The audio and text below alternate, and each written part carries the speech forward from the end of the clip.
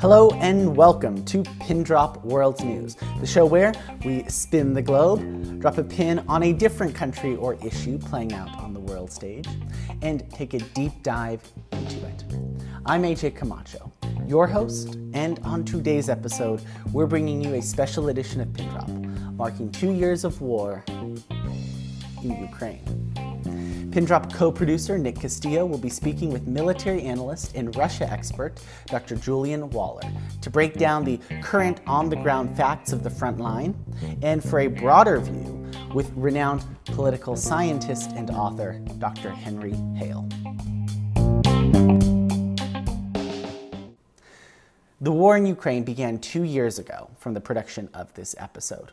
Despite the war in Gaza now attracting much international attention, it is still fair to say that Russia's invasion of Ukraine is one of, if not the, greatest international political development of recent years. For many analysts, it heralded the biggest shakeup of the international system since the end of the Cold War. It can be a little difficult even to remember the global view from the years before the war, when many interpreted Russia as a declining regional power and a malign actor, but not one capable of launching a war of such scale and global impact. Ukraine, a relatively poor country in Eastern Europe, rarely made US headlines, even after Russia's 2014 seizure of Crimea. One can tell the story of the conflict between Ukraine and Russia, beginning decades or even hundreds of years ago. Ukrainian nationalism and its conflict with Moscow goes as far back as, well, most nationalism in Europe, to the mid-19th century. But one appropriate place to start the story of today's Russo-Ukrainian war is in the winter of 2014. That year, following a pro-European Union and pro-democracy revolution that forced out the Russia-friendly government of Viktor Yanukovych, the regime of Vladimir Putin, fearing Ukraine's westward drift, sought to punish Ukraine for rejecting its preferred president. It seized the Crimean Peninsula, a region sentimentalized in Russian culture and the only majority ethnic Russian region in Ukraine. It later supported a separatist movement in the eastern Donbass region of Ukraine. Since 2014, Russia has occupied Crimea and sponsored a simmering war in the Donbass region that would go on to claim 14,000 lives between 2014 and 2022. The years between 2014 and 2022 saw significant changes in Ukraine. The government of Petro Poroshenko, taking over post-2014, launched widespread reforms. Militarily, Poroshenko adopted Western-style military models, creating a less top-down command structure. Geostrategically, Poroshenko sought to improve ties with the West to mixed results. Ukraine came closer and committed further to EU accession, but did not attract much military assistance or attention from most Western capitals, even as the war in the Donbass region continued. In 2019, the now world-renowned Volodymyr Zelensky won a landslide electoral victory and continued Ukraine's westward trajectory. Much to the continual anger of Moscow, during these years, Ukraine launched a more nationalist cultural program, removing Soviet-era monuments, erecting new ones to historic nationalist figures, and eventually doing more to promote Ukrainian as the language of public life in Ukraine. The Kremlin, who had already launched a rhetorical campaign during the Euromaidan Revolution, claiming that neo-Nazis were the driving force behind the protests, seized upon this cultural program as supposed proof that Kiev had been taken over by fascists. Within Russia itself, the period between Euromaidan, that's the 2014 revolution, and 2022 was one of meaningful change. The Crimean takeover was considered a success and was a highly popular move, even among those Russians less supportive of the regime. The next year, Russia brutally, but successfully, intervened in Syria to support the Assad regime. the Kremlin continued its increasingly conservative turn, which began after mass anti-Putin protests in 2011.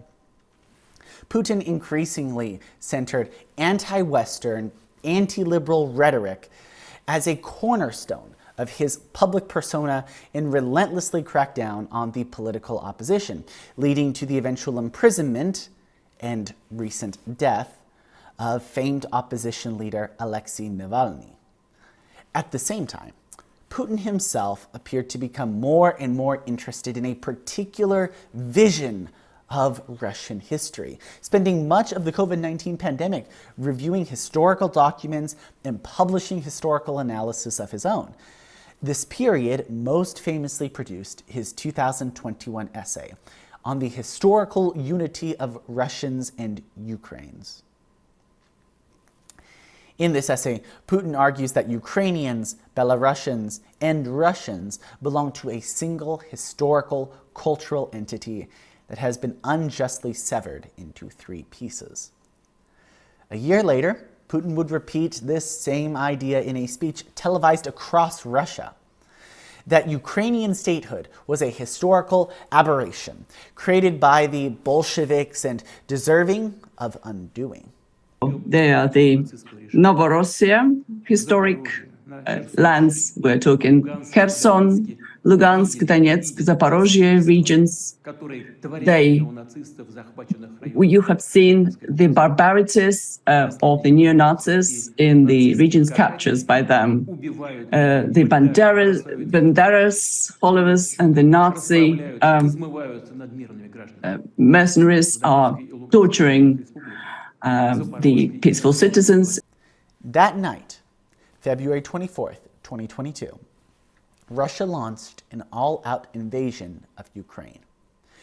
360,000 Russian soldiers flooded into Ukraine, invading primarily from Belarus in the north and Crimea in the south. The exact explanation as to why in February of 2022 will be explored by our guests later on. Readers are likely familiar with what occurred in the early months of the war. Despite fears that the Ukrainian state would collapse, Ukraine effectively pushed back Russia's assault on Kiev. Millions of Ukrainians mobilized from the bottom up, with everything from widespread donations to corporations with wartime conscription to the more notable episodes of protests against Russian soldiers, such as Ukrainian farmers using their tractors to hijack Russian tanks. In the past 2 years, Ukraine has stabilized the line of conflict and even taken back large swaths of land around Kherson and Kharkiv oblasts. Roughly a 1/5 of Ukraine is currently under occupation. But given the initial claim of the Kremlin to take all of Ukraine and impose a friendly regime, well, Ukraine's defense has been a remarkable achievement, one at an incredibly heavy cost, however. Estimates vary in terms of Ukrainian soldiers killed in action, with President Zelensky recently reporting 31,000 casualties and U.S. intelligence reporting as many as 70,000. U.S. officials estimate Russian soldiers killed in action to number 140,000 and as many as 360,000 wounded. The defense of Ukraine was accomplished not only due to the bravery and commitment of Ukrainians, but also the monumental assistance of their allies in Europe and North America. Ukraine, a country that had post-2014 only entered America's political discourse due to a scandal involving President Trump, has quickly become by far the greatest recipient of U.S. aid. Approximately $74 billion worth of aid was sent to Kiev from Washington throughout 2022. By comparison, the second highest recipient, Israel, received only $3.3 billion in that same year. Including its most recent package, the European Union has given even more, having already sent or pledged to send 138 billion euros. The entire size of Ukraine's economy in 2021 was only 200 billion US dollars by comparison. Western aid arrived in many forms, supporting Ukraine's government as it mobilized to defend itself from what was an existential, near total war. It is difficult to know exactly what would have occurred without this aid, but undoubtedly it has been crucial not only to Ukraine's war effort, but to its ability to function as a state in highly abnormal circumstances. This brings us to one of the most pressing issues facing Ukraine. While the EU recently managed to pass a €50 billion support package to Ukraine, on the other side of the Atlantic, assistance to Kiev has fallen victim to the United States' own divisive and dysfunctional internal politics. A critical faction of the Republican Party is now either apathetic, hesitant, or downright hostile to the idea of continuing to support Ukraine. Democratic and centrist Republican efforts to push funding through have so far proved ineffective. As a result, reports have surfaced of dire circumstances for Ukrainian troops on the front lines, especially in terms of ammunition and artillery shells. In the most contested parts of the front, Ukrainians report rationing ammunition and being outgunned by Russian artillery at a ratio of 8-1. Most recently, Ukrainian troops announced a rare retreat from the strategically important town of Avdiivka. These disappointing developments come after last summer's largely failed counteroffensive. Many Ukrainians and their allies had long hoped this counteroffensive would trigger the kind of collapse of Russian lines as had occurred in the spring of 2022. This summer, however, Russian soldiers were well dug into their positions, having extensively prepared for Ukraine's assault. Add the failed summer counteroffensive to the ongoing political dysfunction in Washington, and the result is a grim outlook for Ukraine. 2 years in, the optimism and inspiring resilience of Ukraine has faded somewhat. And much reporting from Ukraine these days reports doubts, anxiety, and fear, as much as it reports determination and commitment. What should we make of all this? What is the current situation at the front? How has war transformed both Ukraine and Russia? What is the future of this conflict? Well, to answer these questions and more, we now take you to our guest interviews. Julian Waller is a professorial lecturer in political science at George Washington University, lecturing on contemporary Russian politics. His research focuses on a variety of related issues, such as the comparative politics of Russia and the post-Soviet region, military and strategic studies, competitive authoritarianism, and illiberal politics and dynamics. In addition to lecturing, Professor Waller is a non-resident fellow at the Liberalism Studies program at the Elliott School of International Affairs and a research analyst at the Russia Studies program at the Center for Naval Analysis, a federally funded research and development center specializing in national security and political issues. His work has appeared in a variety of publications and peer-reviewed journals, including the Journal of International Affairs, Political Studies Review, Problems of Post-Communism, the Journal of Liberalism Studies, Social Media and Society, and the International Journal of Constitutional Law. Julian Waller, thank you so much for joining us again on your second appearance on Pindrop World News, actually. Very, very happy to be here, as always, Nick. Yeah. So just to dive straight into the facts on the ground in Ukraine, one of the great reasons we were happy to have you on for this episode is your role as a specifically military analyst. Could you please explain for our viewers or listeners what the current situation on the front line in Ukraine is? Listeners likely heard about Ukraine's recent retreat from Avdiivka, as well as ammunition issues relating to Western aid or the lack thereof. So can you break down for our listeners, what is the situation on the front at the moment? Sure, not a problem.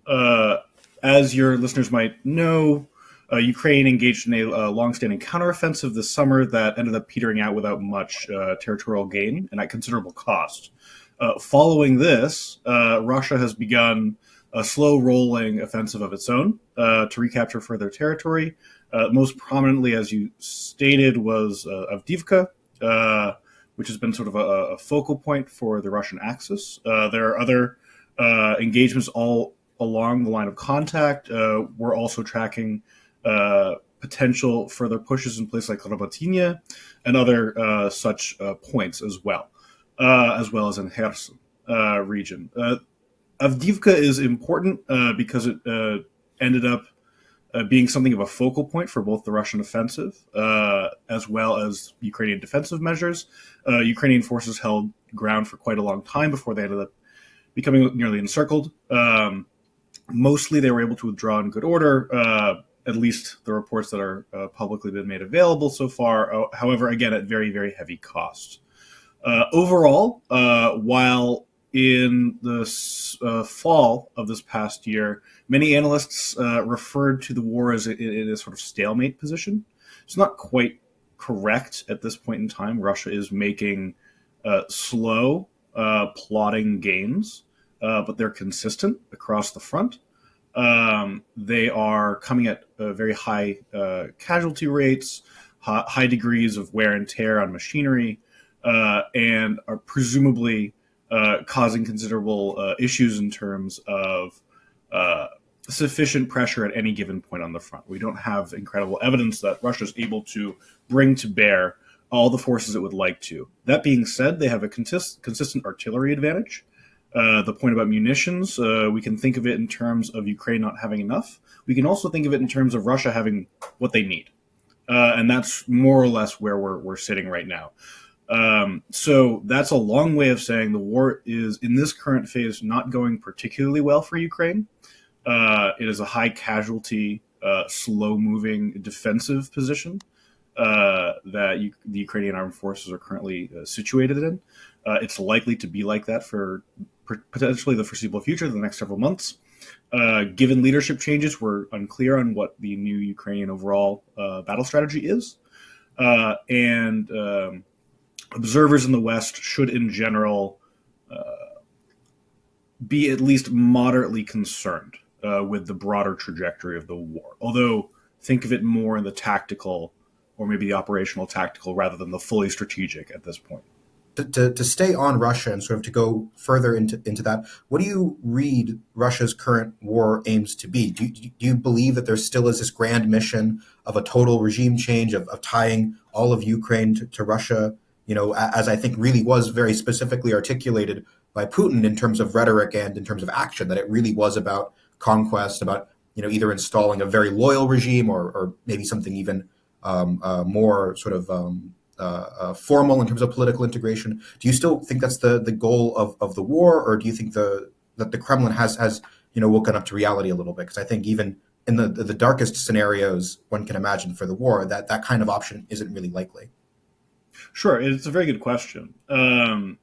We know that if Russian war goals in February of 2022 were regime change, the intention being, of course, the entire country would undergo a regime change. It would also perhaps not require full occupation.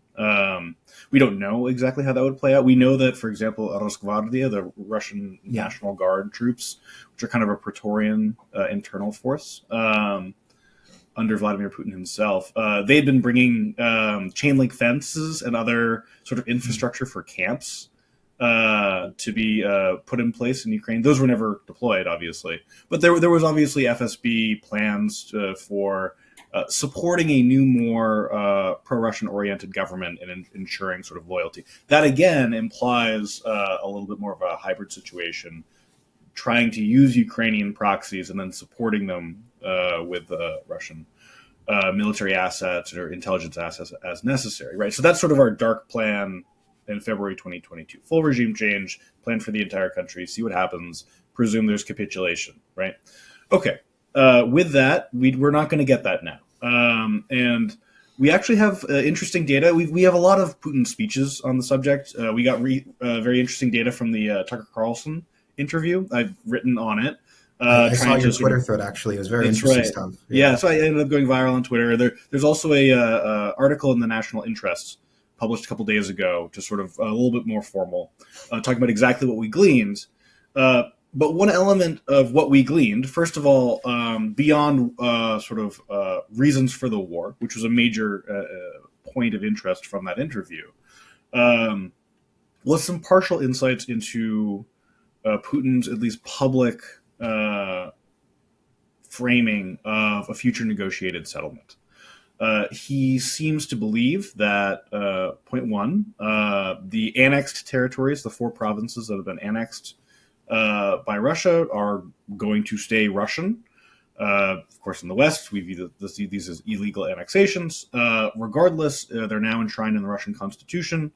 They're now officially part of the Russian state. In fact, just earlier today, Ministry of Defense released a new announcement that the Russian military districts, which are sort of administrative organizational subcomponents that break down the country into sort of contiguous groups for military administrative purposes. The 4 annexed territories are going to be included in the Southern Military District, not as a special subset, right? Which again points to the sense of integration, that these are, from Russia's perspective, these are now Russian territory. That means that you can't have your initial regime change, the whole country is under kind of a Kiesling Ukrainian pro-Russian figure, right? Like we already have partition, de facto partition. The question is how much more of that we get. And what Putin also suggested was that he's still on the uses the rhetoric of denazification, right? As well as, in addition to denazification, he uses the sort of like generally kind of preventing Ukrainian integration into NATO and so on. We're likely to see a Russian-led negotiating position, which is going to force both recognition of a territorial partition as well as some sort of constitutional guarantee over Ukraine's future political order. Now, that's Russia's side. Is that a prediction of what will happen? No. We know, for example, that like based on these current military campaigns, right? These operational and broader shifts is still surrounding the Donbass. It's still sort of cleaning up these territories that have been formally annexed. We know that Russia would like to push onto Kiev. Do we think that it's very likely? Right now, not unless there's a giant break in the line. But Russian war goals are likely in the realm of both partition and a kind of imposed regime. They're likely, let's say the war were to stop today, they're going to get the partition de facto, if not de jure. It's going to be much harder for them to get any guarantees they'd be willing to take on regarding the political regime in Ukraine. We'll see. It's a little bit improper to speculate. But one thing that we do know is that Russia's not interested in the 1991 borders. They've decided as a state policy that's not the case anymore.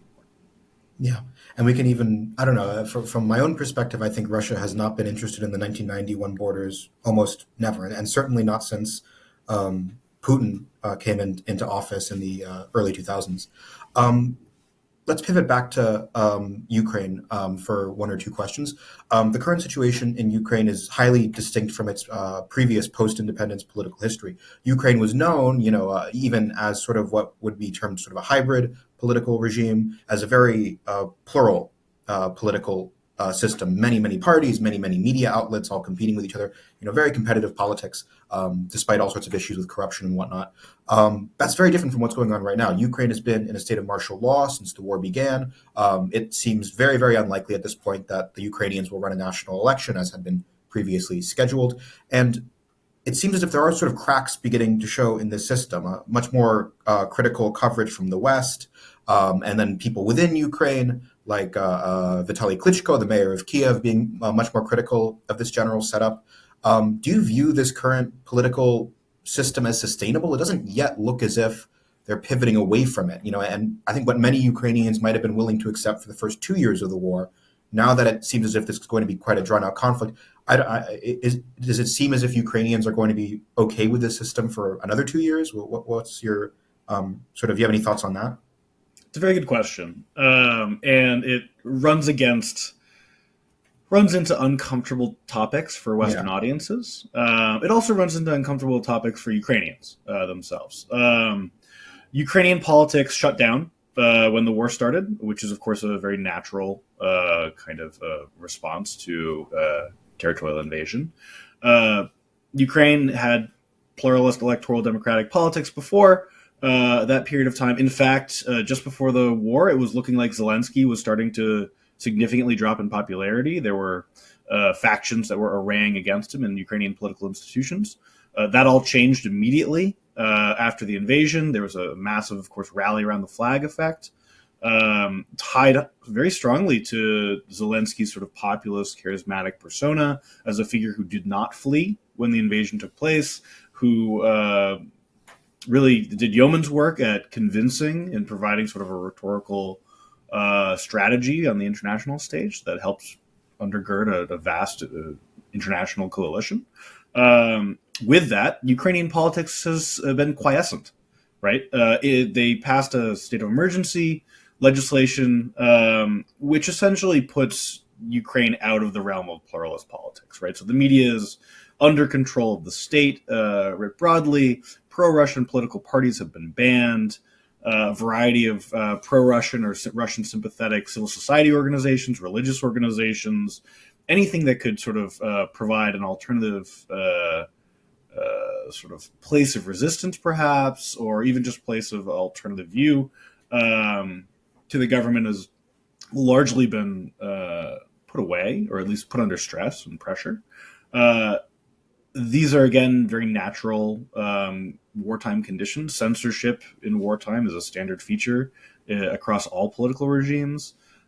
Degrees of state coordination in the media, state coordination in the economy, strong efforts to ensure that there is not really a deviation from the government line so long as the state, the nation is under active military threat of annihilation.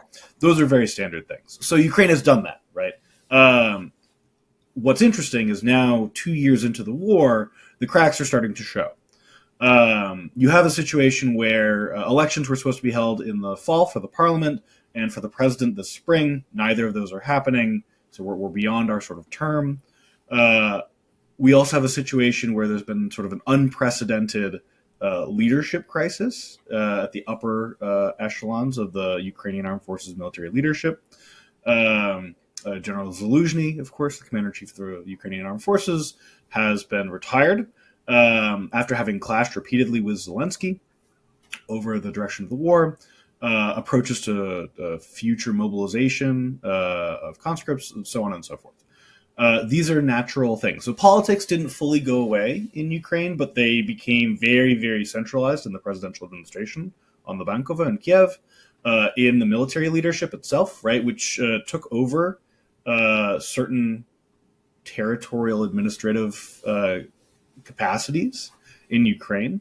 Ukraine also has a centralized system such that, governors are already broadly ordered to the president and so on. It's very easy there's a strong sort of pyramid of power based around the Ukrainian president. That's just been further personalized, been further tightened. So we have elite politics that's been mostly behind closed doors, with very, very strong disincentives to make it public and very strong disincentives to really break anything. It seems like we're getting to the point where we're starting to see a little bit of that. Now, I don't mean break as in the regime is going to collapse or anything like that. That's crazy. What we mean simply is that public politics is returning, and public politics in a wartime scenario is inherently destabilizing. It just is what it is. When your original level is 100% behind the president, government does what it needs to do, anything not that is going to be more destabilizing. So we're entering a period of more unstable public politics in a system that's not going to have elections anytime soon. It's just not going to happen. Now, some people really care about that and want to say, oh, Ukraine's an authoritarian regime or whatever, Zelensky is abusing his power. I would just bracket that for the time being. It's both not feasible, and also historically that's not really been the case, that electoral democracies don't maintain democracy, the institutions of democracy during periods of war. And you just kind of put an asterisk there and see what happens when it's over. But yeah, they're in a state of emergency. It's very obvious. There was it's interesting. This is kind of an aside comment, but there's a very popular online blog publication for European constitutional law scholars called Verfassungsblog. And it's very popular.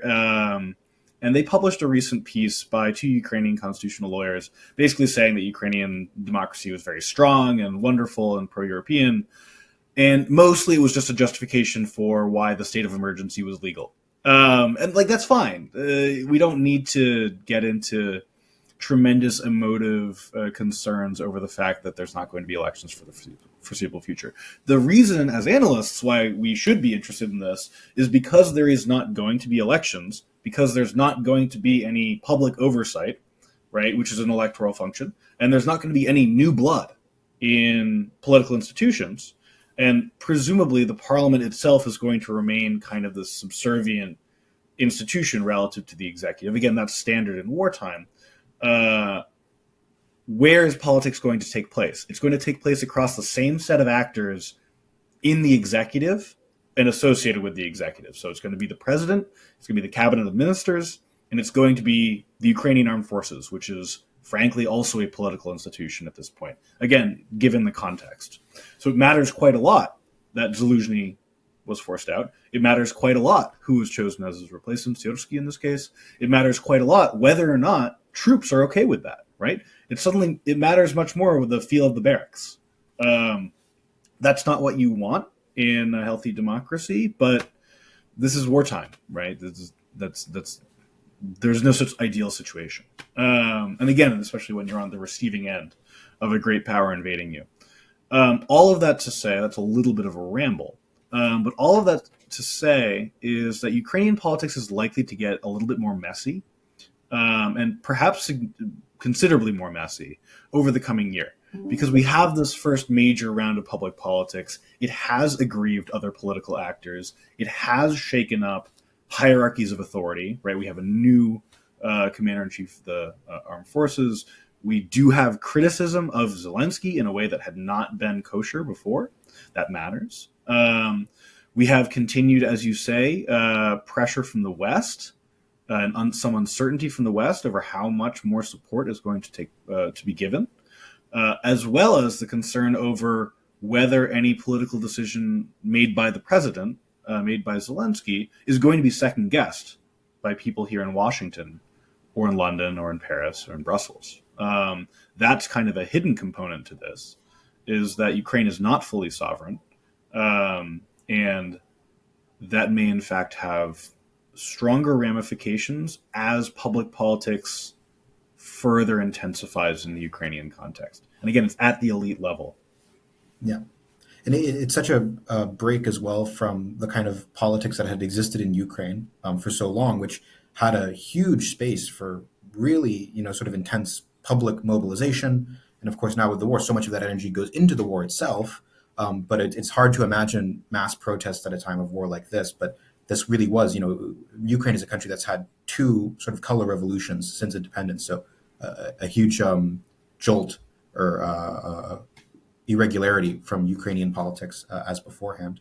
Let's pivot now in the last moments of the recording to a very, very different political regime that exists right now in Moscow. Before you left, because I know you are a little short of time, what do you think is the current status of the regime and its security and its ability to control Russia? And because from my perspective, you had the Wagner rebellion, but it looks as if Putin has weathered that quite well, actually.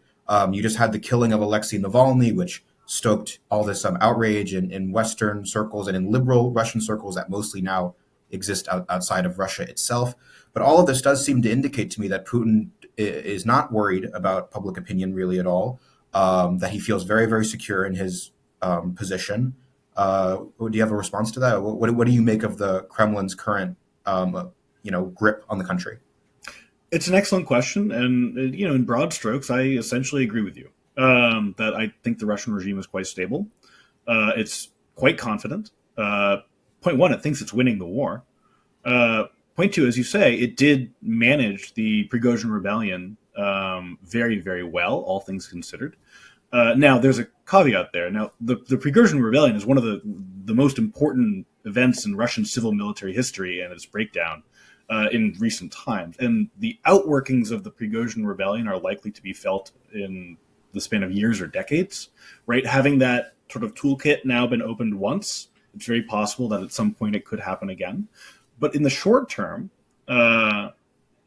the crushing of Prigozhin's insult to the president was very successful. Wagner has been disbanded. The political military baron component of Prigozhin's persona, right, as being a semi-autonomous, semi-independent political client in a feudal sense directly to the president, who had his own armed force at his command that was separated from the Russian armed forces military hierarchy. That is the only other place where that exists right now is in Chechnya. And that's very important, right? So Kadyrov remains this other sort of smaller figure with that kind of independent capacity. But yes, you're exactly right. It has been weathered in the short term, and presumably, well, we shouldn't say presumably, there is no obvious other person who could sort of make this kind of claim again. So that's been successful. As you note, again, the death of Alexei Navalny, which is, of course, a tragedy, widely bemoaned in liberal Russian circles, in the West itself. We don't know. We don't have good polling on how he's viewed in Russian society today.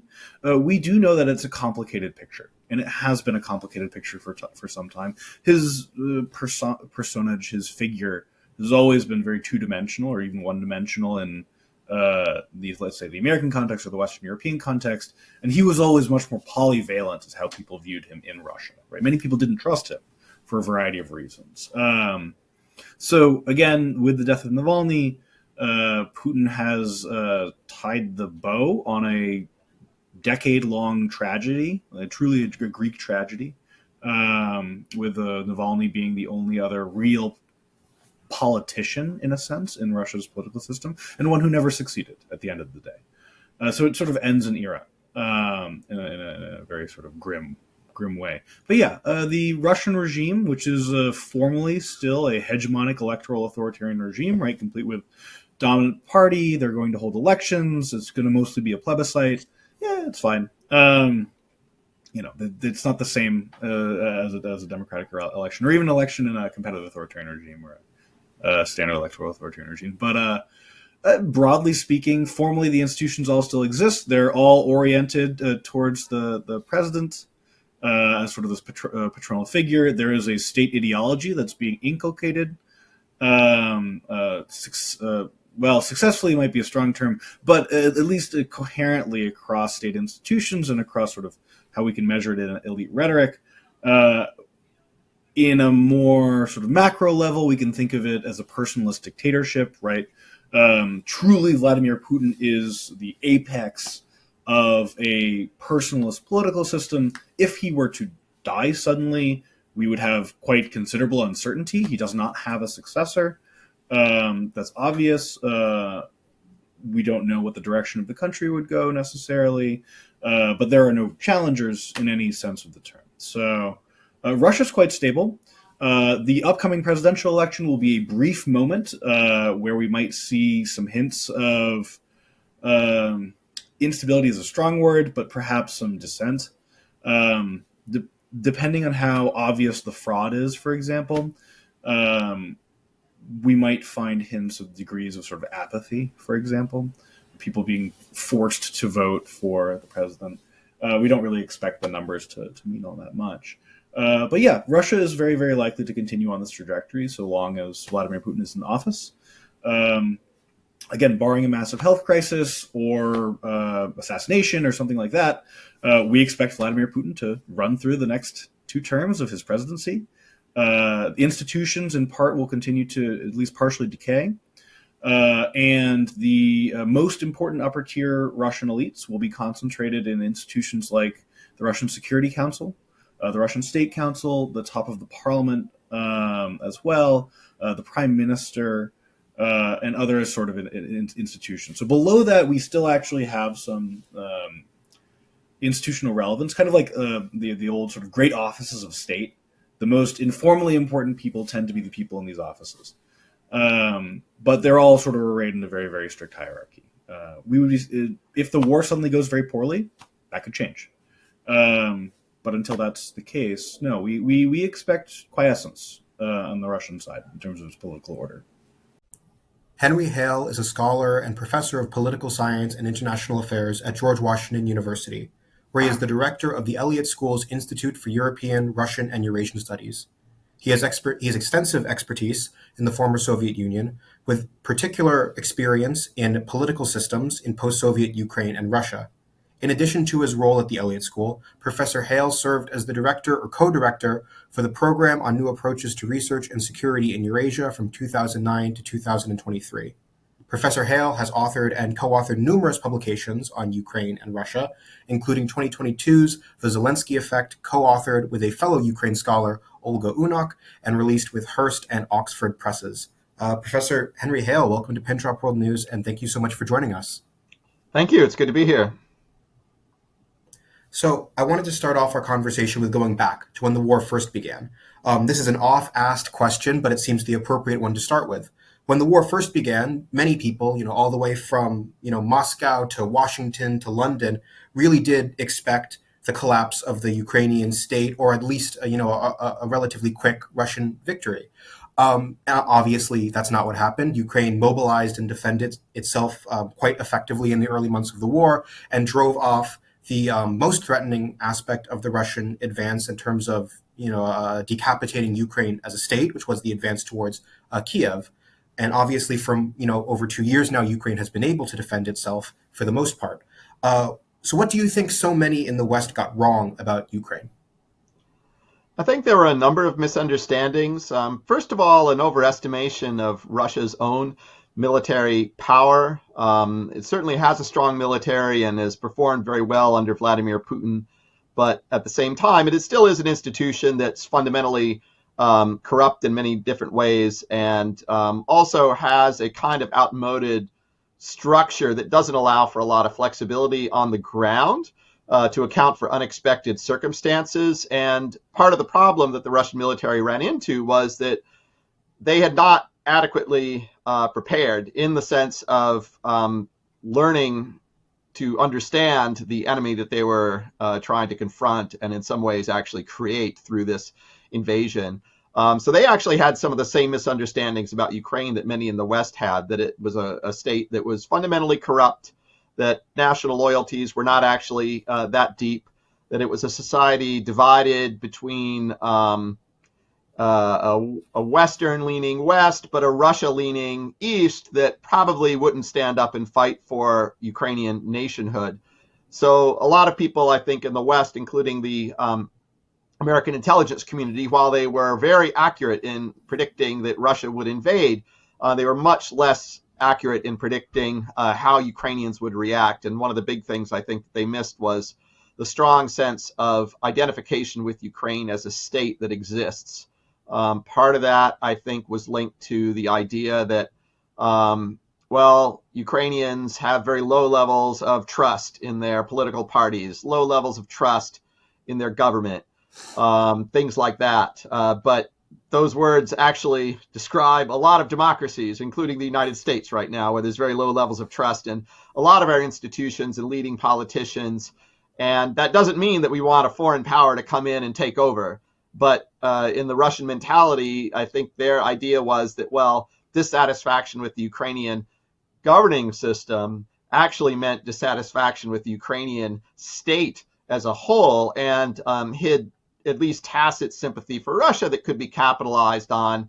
And so I believe a lot of people in the Kremlin thought that a very quick strike, surgical moves, demonstration of force would basically lead Kiev to capitulate. They thought Zelensky might go the same way as the authorities in Afghanistan, where the state basically imploded at the end and didn't really put up a fight at the very end. And so I think a lot of these misunderstandings just converge to lead us not to anticipate the resistance that we later saw. One other thing I guess I should highlight as well is that the last time we had seen the Ukrainian military in action against a sudden attack was in 2014, when Russia moved to annex Crimea, and Ukraine's military didn't put up a fight. And in fact, there were a lot of Ukrainian forces in Crimea that defected over to the Russian side rather than resist. And what we didn't understand, at least those of us that weren't following it that closely, and I confess myself, I wasn't that familiar with how extensive the military reforms were some very thoroughgoing military reforms, which had in fact dramatically improved the capacity of Ukraine's military. And it makes some sense, because even though they hadn't stood up to try and fight for Crimea in 2014. They had mobilized to try and take back and push back and resist Russian advances in parts of eastern Ukraine in the Donbass region. And even though they hadn't been able to roll back the territorial gains that Russia and its kind of proxies had made in that area, they gained a lot of combat experience. And so they wound up having a quite an effective military machine put in place that actually had a lot of experience that was now reformed and much more capable in a combat sense. Yeah, it's a great answer, and it shows that I think in some ways the initial failure of the Russian invasion was as much a Russian failure as it was a Ukrainian victory. Because again, you're talking about the ways in which Ukraine had improved its military, but also the ways in which the Russians just drastically underperformed. Sort of more on the idea of this being a Russian failure, I think that there was a misreading of Ukraine as a society, what you were sort of talking about with this mass culture of mobilization that was not well understood outside of Ukraine.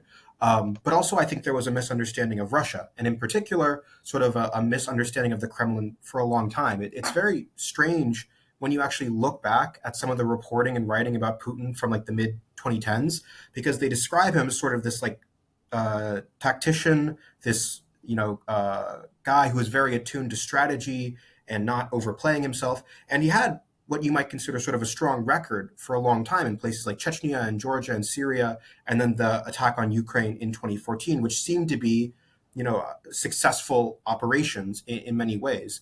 And then you fast forward to now, we view the invasion of Ukraine as this mass strategic blunder. Do you believe that something changed fundamentally about the regime between, say, 2014 and 2022 that led to Putin making this historic mistake with the invasion? Yeah, it's hard to say. I mean, there's some indication that the Russians themselves were aware of some of the shortcomings.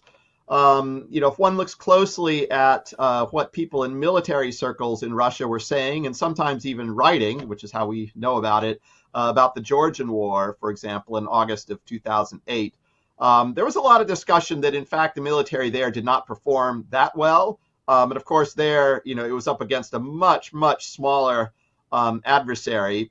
And we were only really talking about conflict over the South Ossetia region rather than, really dramatic advances against the rest of Georgia.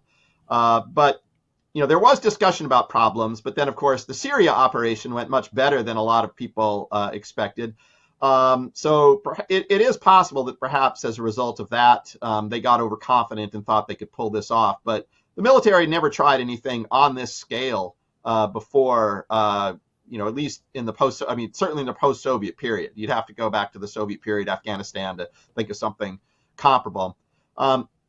Beyond that, it's really hard to say. I mean, there are a lot of theories about what changed and what didn't change. I mean, I think there is a decent argument to be made that it was a matter primarily of, not even the Kremlin leadership, but Putin in particular, coming to believe that the last chance that Russia, not just he, would have to keep Ukraine in Russia's orbit was to engage in a large-scale military operation relatively soon, just because you had seen a lot of internal developments in Ukraine that were not going Russia's way. Russia has expended over the years, certainly since Putin came to power, but actually all the way back going to Gorbachev and Yeltsin to try and keep Ukraine in. Gorbachev didn't want to let Ukraine go, but he was definitely not going to deploy military force to keep it in. Same thing with Yeltsin. Yeltsin was very intent on trying to bring Ukraine back into its orbit. And in fact, a lot of the operations that he, kind of machinations that he engaged in to dissolve the USSR were partly about trying to create a new structure that was much looser that would convince Ukraine to stay in voluntarily. But again, he wasn't willing or didn't think there was a need to go to great lengths to military force. And of course, under Putin, there were much more dramatic options, much more kind of dramatic actions taken to try and keep Ukraine in blatant interference in Ukraine's elections. Those tended to have failed. Basically, they got their man, maybe not entirely their man, but the person they wanted in as president with Viktor Yanukovych in 2010 in the presidency of Ukraine. And he was making a lot of moves towards solidifying ties with Russia. Then he was overthrown in the revolution. Then after that, the nationalist government that took power in Ukraine, and by nationalist I mean very determined to break with the old imperial Russian influence, was defeated in an election by Volodymyr Zelensky, who had a reputation for being someone who was going to call for negotiations with Russia, just sit down and talk to Putin about stopping the killing, who himself was primarily a Russian speaker, was actually kind of famous in Russia, had made a career in Russia for 6 years, working in a Russian, effectively kind of a comedy performance entertainment circuit there. And they kind of thought that maybe they were getting their person in office, and that maybe all their work to convince Ukrainians that they should see their future with Russia was finally paying off. But in the end, Zelensky's effort to try and sit down with Putin, I think, made clear to him that this was not going to come to anything. And looking back at Zelensky's history and everything that he's shown that he stood for, way back to his entertainment programming from when he was an entertainer, shows that he was a European-oriented person, and his ideology that he was putting forth, his vision for Ukraine, his vision for Ukrainian identity, was definitely something separate from Russia and in the European orbit. Although what he wanted, I think, was just good relations with Russia.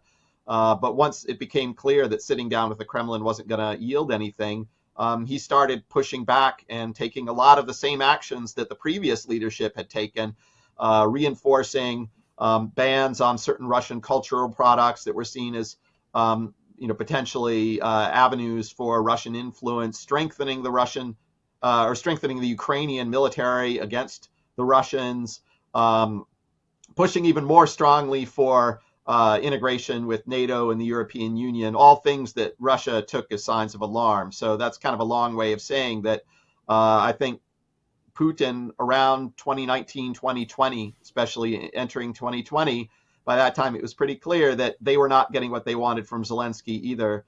And I think it's very possible that Putin at that point concluded that if Russia's ever going to keep Ukraine back in its orbit, it's going to have to act with force, and it's going to have to do so as soon as possible. Then the pandemic hit, which probably interrupted the plans. And then after that, finally, once things recover, you see Russia start to flex its military muscle and launch the all-out invasion. So I think it was probably something like that. I mean, there are theories that COVID, isolated Putin and, gave him too much time to think, maybe led him to go a little crazy, isolated in a bubble away from advisors who might have cautioned him against such folly as an all-out invasion.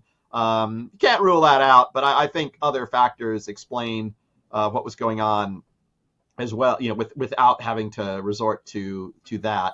So I think it was probably a set of changes, primarily in the way that Putin and some of the people around him, but he influences how they think, were thinking, as well as developments in Ukraine, which I think were interpreted by Russia as posing a grave threat to its visions for keeping Ukraine firmly in Russia's geopolitical orbit, or at least keeping it neutral, because that was not where it was headed.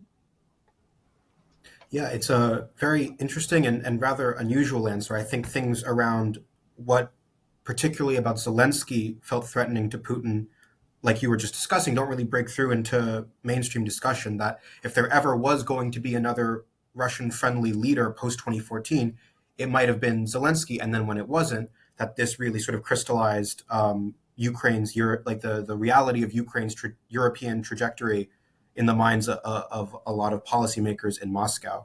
Now, I'd like to pivot towards the current day. Between 2022 and 2024, Ukraine is able to hold off a full Russian regime change operation in Kiev. It's able to push completely the Russians out of the northern sector that they attack from. They're able to make meaningful counter advances around Kharkiv Oblast and Kherson Oblast and liberate large swaths of territory there. But I think that the prevailing atmosphere has really shifted in the past few weeks for a variety of reasons. The coverage around Ukraine has really, I think, turned decisively negative. Masha Gessen, the famed Russia journalist, has a sort of new and really surprisingly to me grim piece out in the New Yorker on what she sort of terms Ukraine's newly entrenched elites, or elites who risk being entrenched. She refers to Ukraine's democracy as being, in part in darkness at the moment.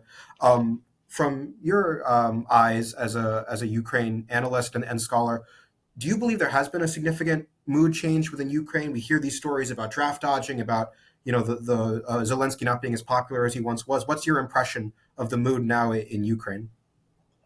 Well, I think there are different aspects of the mood that are relevant here. I think what hasn't changed is a determination to fight to the end and a confidence in ultimate victory.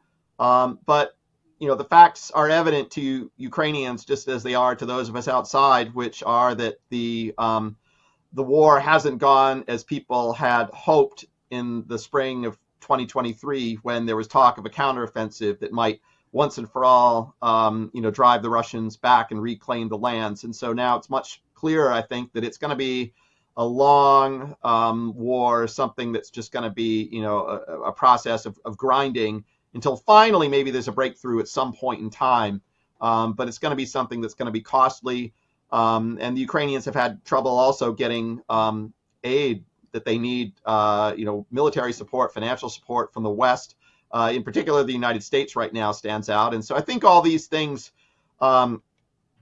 do create a certain different mood in Kiev than was there before. That said, I think that the resolve to win isn't any less. And these events are complicated. Ukraine's a complicated society. I think there's a tendency to present sort of a simplistic picture of it in the media that everybody's united and speaking with one mind. But Ukraine's a plural society.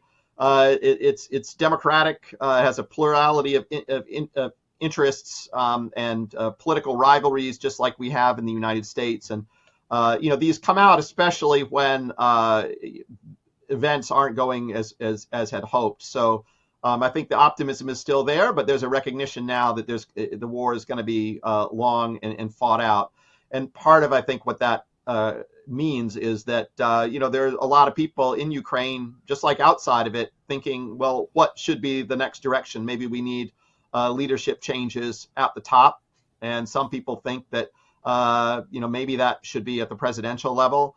Zelensky's concluded that the government needs a reset, right, which involved the replacement of the top military commander, Yes. Valery Zaluzhny, as well as some other officials. So I think that's not surprising given the way things have gone. And at the same time, I think, there have been constant reports of corruption uncovered in Ukraine, but partly that's because they're still going after it, even during the military efforts. So I don't think that's necessarily a bad sign. Everybody knows that there was a corruption problem in Ukraine that just like there is in many different countries, and it's probably much less than there was in Russia. It's just in Russia you don't hear about it so much because Putin controls it all personally. Through his administration. Whereas in Ukraine, there's an active process. There are prosecutors that are rooting it out.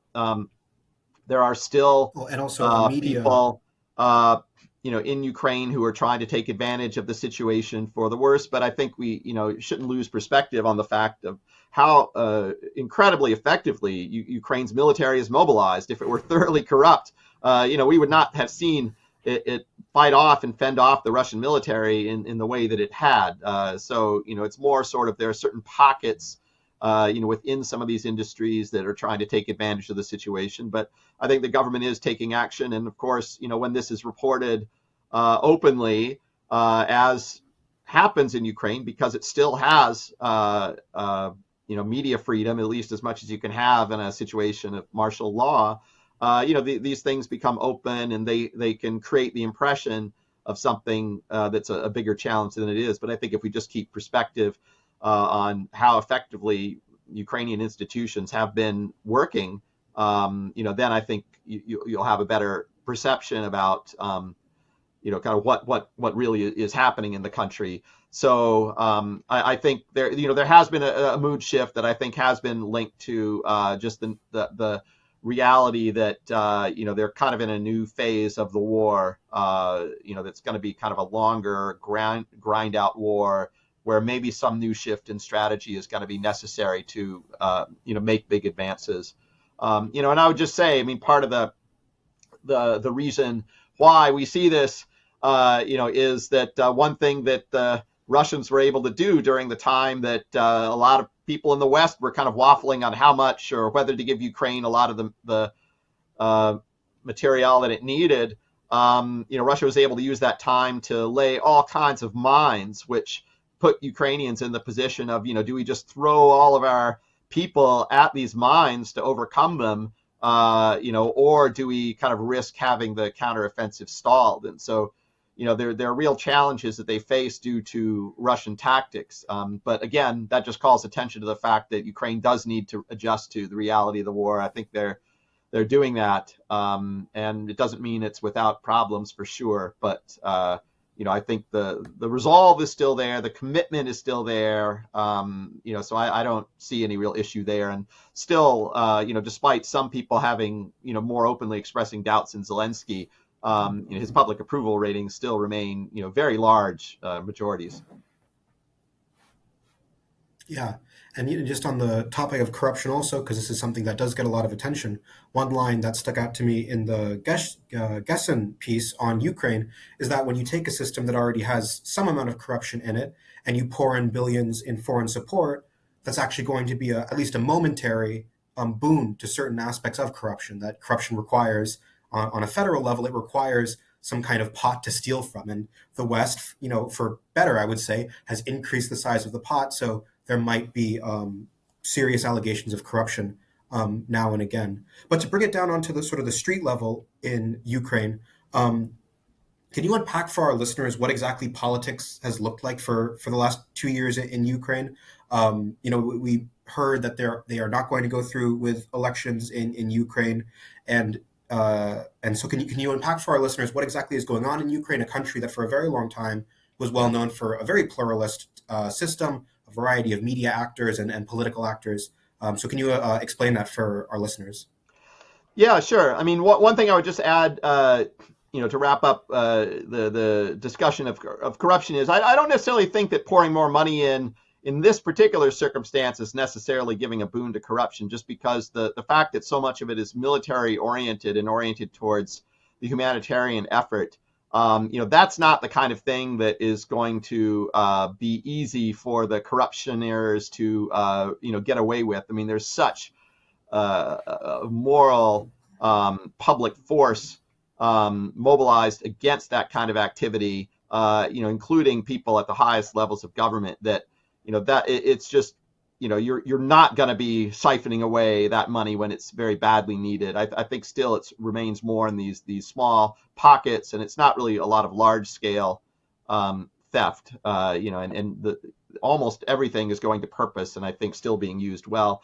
As far as the domestic political situation, that's the dilemma that a country that's invaded, a democracy that's invaded, faces, right? Because you have to mobilize the war effort. You're being shelled every day, civilian targets, ordinary citizens, all across the country. Everybody's vulnerable. How do you really have democracy in that kind of moment? So you have martial law. That's what martial law is for. There are democratic procedures for declaring martial law in all democracies for the most part.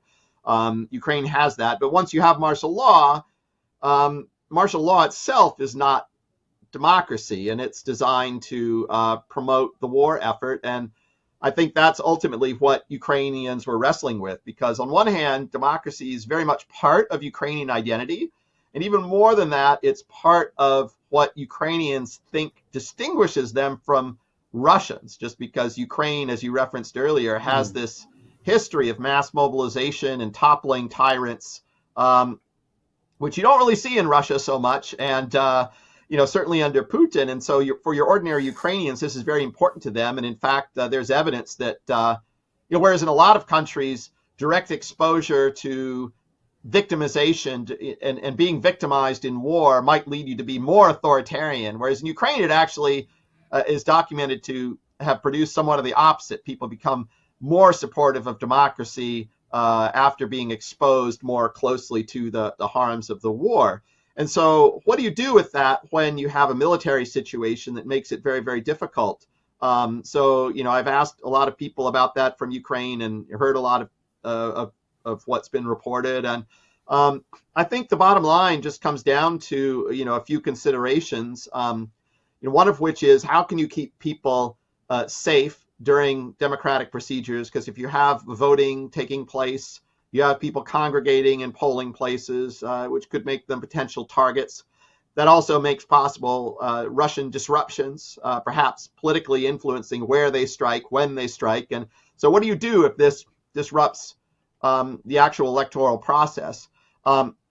Secondly, there's the consideration of, well, maybe you could hold this online. And I still think that maybe you could find a way to do it, but there's a lot of worry that conducting elections online might not be fully trusted, because that might, who's to say it couldn't be hacked by the Russians or somehow disrupted, or would it be considered fully legitimate if you had some kind of unexpected result, or if you had the expected result, would people really consider that legitimate?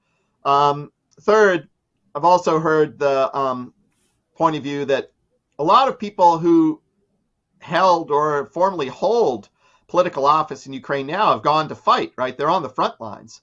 So not just voters, but people who would actually hold office and be among Ukraine's best political leaders. So what do you do then? Would they leave combat in order to come back and run for office and then maybe serve?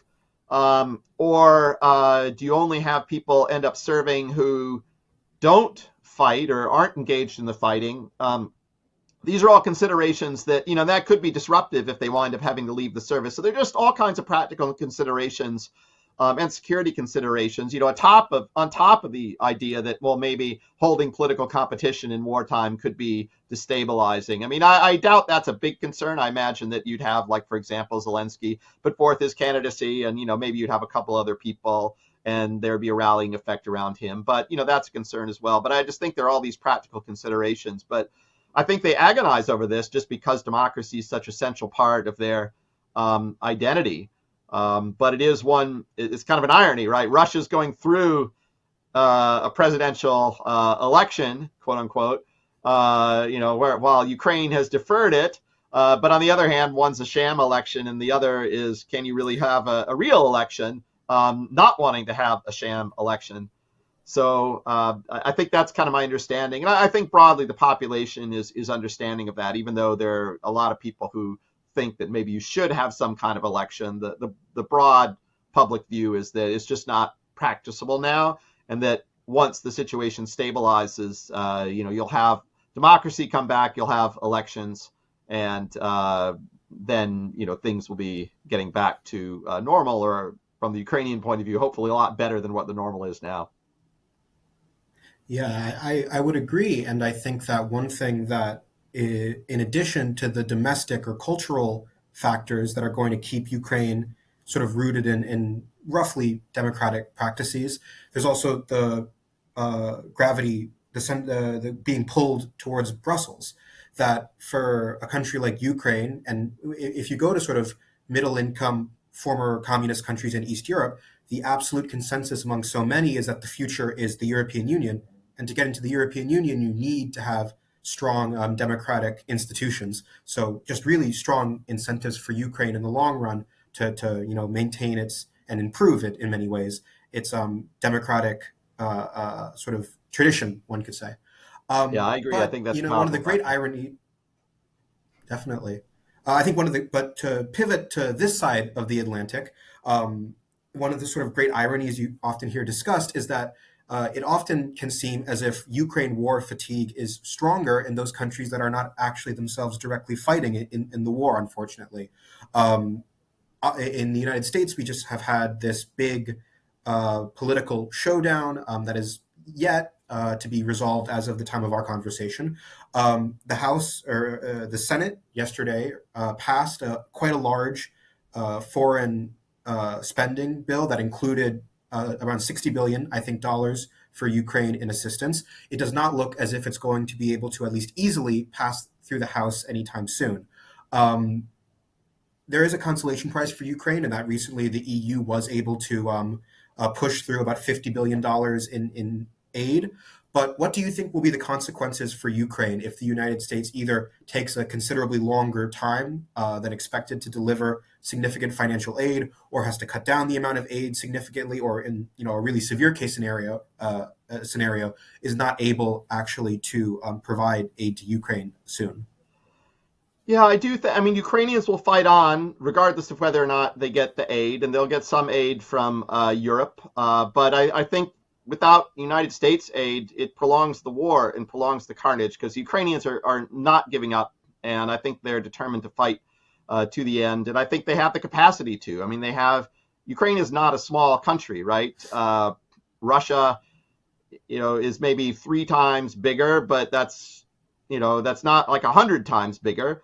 You have a country of over 40 million people.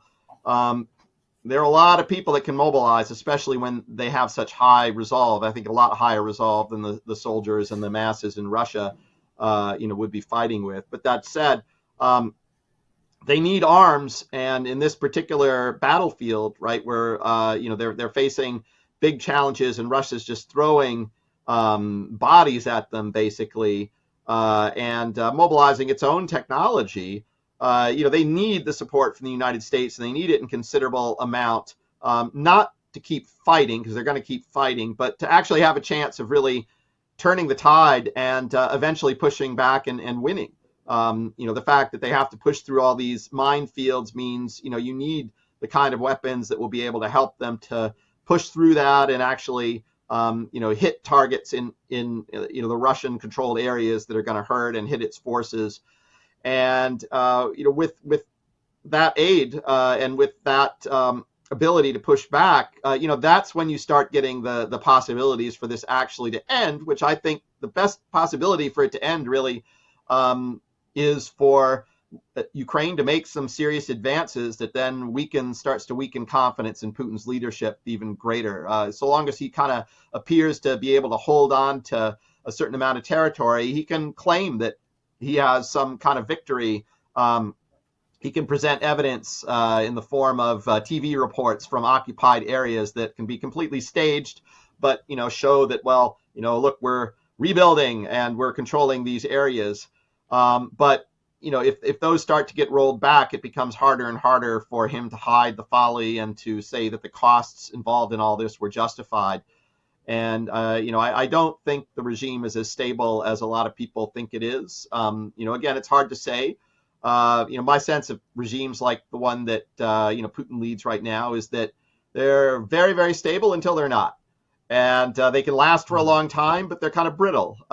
One random event can lead to the kind of a chain reaction type downfall of the whole thing, especially when there's sort of there's negativity underpinning it. And I don't think that, certainly this invasion is not something that's generated joy in Russia.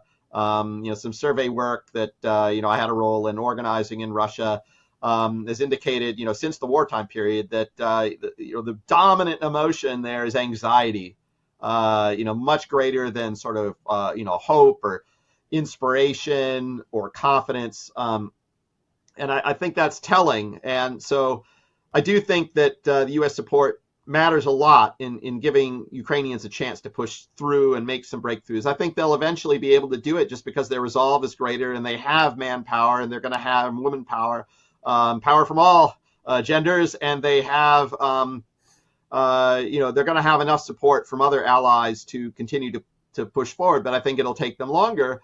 And the longer it takes them to make that breakthrough, the more Putin has a chance to survive and to continue to impose costs on Ukraine. So, I think it's an unfortunate situation what we see in the U.S. now. Now it's time to spin the globe.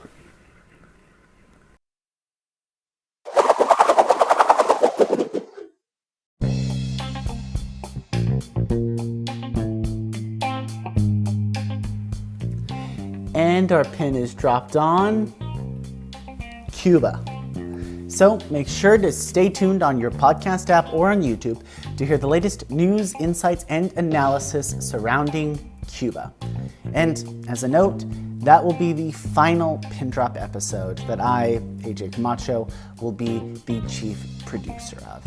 I will be leaving Pindrop, at least for the time being, to work at a new position as a reporting intern for E&D News' Climate Wire, which is a division of Politico.